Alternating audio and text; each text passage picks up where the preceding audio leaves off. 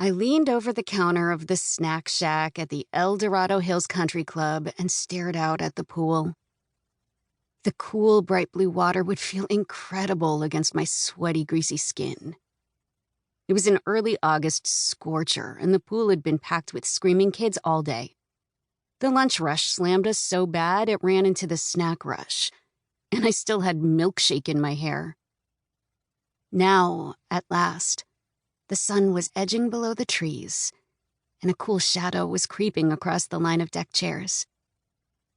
The lifeguards were herding the kids out of the pool and back toward their nannies and au pairs and stay-at-home parents.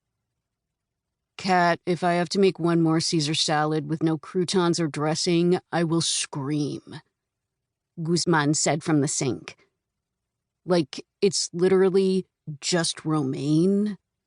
I laughed, but my eyes were fixed on the pool. In the evening, a different set of club members came out. I'd been watching them emerge all summer. Swimmers doing laps in the fading sun, and well-dressed women who sipped white wine from the indoor bar. For these club members, the whole world seemed to relax, to give them a moment of easy peace. I wanted to be one of them. Guzman blasted the inside of a blender with water. "Is Shelby flirting with that cute lifeguard? What's his name? Ryan?" I cut my eyes toward the lifeguard's office in time to see Shelby, in their red lifeguard's rash guard with their sports sunglasses pushed up, thwack a shirtless dude on the arm with a pool noodle. Yep, Shelbs is definitely flirting. I yanked the gallon jug of ketchup through the service window. Do you think before summer's over, the club management would let us sit out there? After closing? What?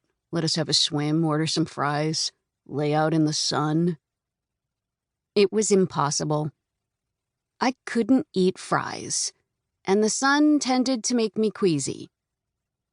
But still, something in me pulsed with longing.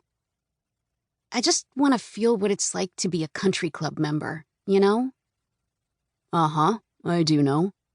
I'm pretty sure my whole family knows, including everyone we left back in El Salvador.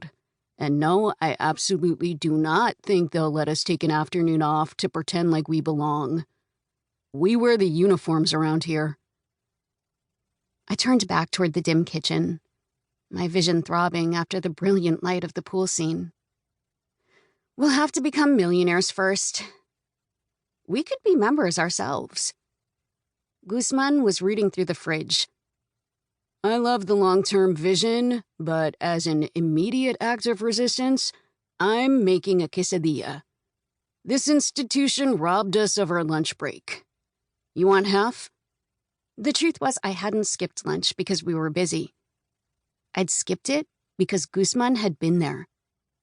Summer break meant I could work enough to have some savings left over for the school year. Guzman was planning to do the same, and we'd both applied to the snack shack. With Shelby lifeguarding, it had seemed like the perfect setup for a perfect summer, even if Guz and I would be spending it in a tiny, overheated kitchen. There was only one problem. I'd forgotten to factor Hema into the plan. Having Guzman around all day meant that the human blood substitute I drank at breakfast would have to hold me until my shift ended. The first few days, I'd gotten so hungry by closing, I'd caught myself looking a little too long at the bare wrists and exposed necks of the club members. I considered sneaking some Hema into the kitchen so I could grab a sip when Guzman wasn't looking. But having to explain why there was a bottle of blood next to the burger patties was far worse than going hungry.